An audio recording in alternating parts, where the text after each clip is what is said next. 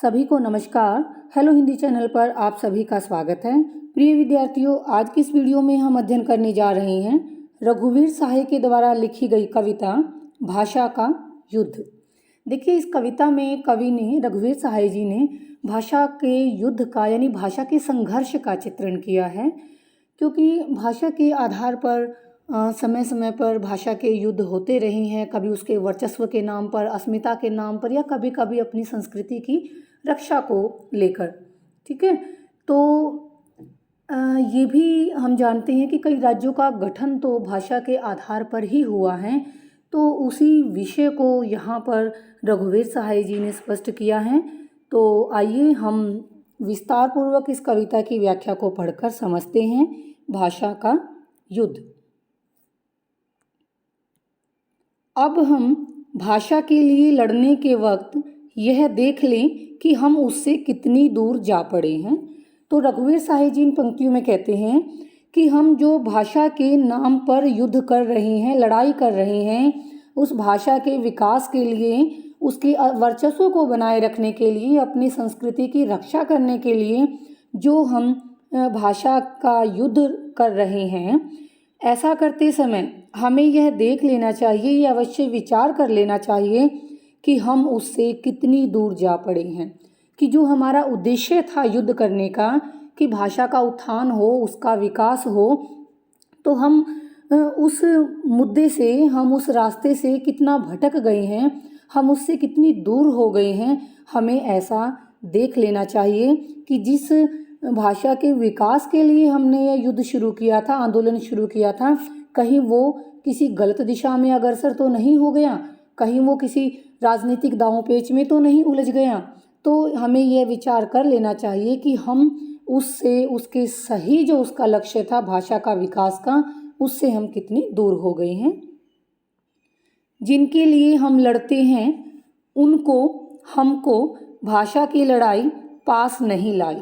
कवि कहते हैं कि जिसके लिए हम यह लड़ाई कर रहे हैं, जिस भाषा के उत्थान के लिए, विकास के लिए हम ये युद्ध कर रहे हैं, तो उसमें उन लोगों को जो इस युद्ध को कर रहे हैं और हमको, हम जो उनका साथ दे रहे हैं, उन्हें और हमें ये भाषा की लड़ाई एक दूसरे के निकट नहीं लाई है।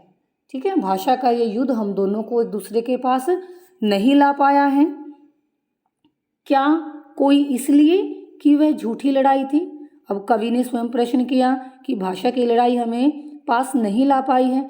फिर स्वयं जवाब देते हुए क्या कहते हैं कि क्या वो इसलिए पास नहीं ला पाई कि ये जो भाषा के नाम पर लड़ाई थी वो झूठी लड़ाई थी, वो सच्ची नहीं थी, वो वास्तविक नहीं थी। क्या इसीलिए वो हम दोनों को निकट नहीं ला पाई? फिर स्वयं जवाब देते हुए क्या कहते हैं, नहीं, ऐसा नहीं है, बल्कि इसलिए कि हम उनके शत्रु थे, कि वो हम दोनों को निकट इसीलिए नहीं ला पाई क्योंकि हम उनके दुश्मन थे, शत्रु थे। अब देखिए, एक भाषा के युद्ध में हम उनका सहयोग कर रहे हैं, साथ दे रहे हैं, लेकिन फिर भी कवि ने कहा है कि हम उनके शत्रु थे, दुश्मन थे। दुश्मन कैसे थे वो अगली पंक्तियों में समझिए। क्योंकि हम मालिक की भाषा भी उतनी ही अच्छी तरह बोल लेते हैं जितनी मालिक बोल लेता है। अब मालिक कौन है? मालिक जो प्रभुता संपन्न व्यक्ति है उसको हम कह सकते हैं, या जो ये आंदोलन चल रहे हैं उसके जो अग्रणी हैं, उसके जो नेता है, उसका नेतृत्व करने वाले लोग हैं, उसको कह सकते हैं। तो मालिक की भाषा, क्योंकि वो उस आंदोलन का जो नेतृत्व कर रहे हैं, वो उसको भाषा के विकास की दिशा में ना ले जाकर उसको अपने स्वार्थ की पूर्ति की तरफ उन्होंने मोड़ दिया है। क्यों? क्योंकि उनका उद्देश्य जो है उसके पीछे कुछ और ही है। वो अपना हित लाभ करना चाहते हैं, अपने स्वार्थों की पूर्ति करना चाहते हैं, राजनीतिक दांव पेच खेलकर वो अपनी राजनीतिक रोटियां सेकना चाहते हैं। तो हम भी उन्हीं की भाषा अच्छी तरह बोल लेते हैं कि जैसा वो रास्ता हमें दिखा रहे हैं, हम उन्हीं का अनुसरण करके उन्हीं के पीछे पीछे चल पड़ते हैं। हमारा जो उद्देश्य था भाषा की अस्मिता की रक्षा करने का, उसे हम भूलकर हम उन लोगों के झूठे बहकावे में आ जाते हैं और उन्हीं की तरह बात करने लग जाते हैं, अपने उद्देश्य से भटक जाते हैं। इसीलिए कवि ने कहा था कि हम उनके शत्रु थे। क्यों? क्योंकि हमारा उद्देश्य, जिस उद्देश्य को लेकर हम चले थे, हम उद्देश्य से भटक गए। आगे क्या कहते हैं कवि? वही लड़ेगा अब भाषा का युद्ध जो सिर्फ अपनी भाषा बोलेगा। कवि कहता है कि भाषा के इस वर्चस्व के, उसकी अस्मिता की रक्षा के लिए जो युद्ध शुरू किया है, उस लड़ाई को वही लड़ सकेगा जो केवल और केवल अपनी भाषा में बात करेगा, अपने शब्दों को, अपने विचारों में उसे अभिव्यक्त करेगा। किसी उन दूसरे जो हमें उसे रास्ते से भटका रहे हैं, वो मालिक जिसके लिए शब्द आया था, उन नेताओं का जो आंदोलन की दिशा को ही किसी और दिशा में ले जा रहे हैं, उसकी दिशा को में भटकाव ला रहे हैं, अगर हम उन लोगों से अलग अपने विचारों में अभिव्यक्ति देंगे तो वही व्यक्ति इस युद्ध को लड़ेगा, सफल होगा। मालिक की भाषा का एक शब्द भी नहीं, कि वो मालिक की भाषा का एक शब्द का प्रयोग भी नहीं करेगा। कि मालिक क्या चाहता है? वो तो अपना हित लाभ चाहता है, और वो चाहता है कि ये युद्ध तो भाषा के नाम पर हो और उसमें वो अपनी राजनीति का सिक्का चमकाए, अपना हित लाभ करे।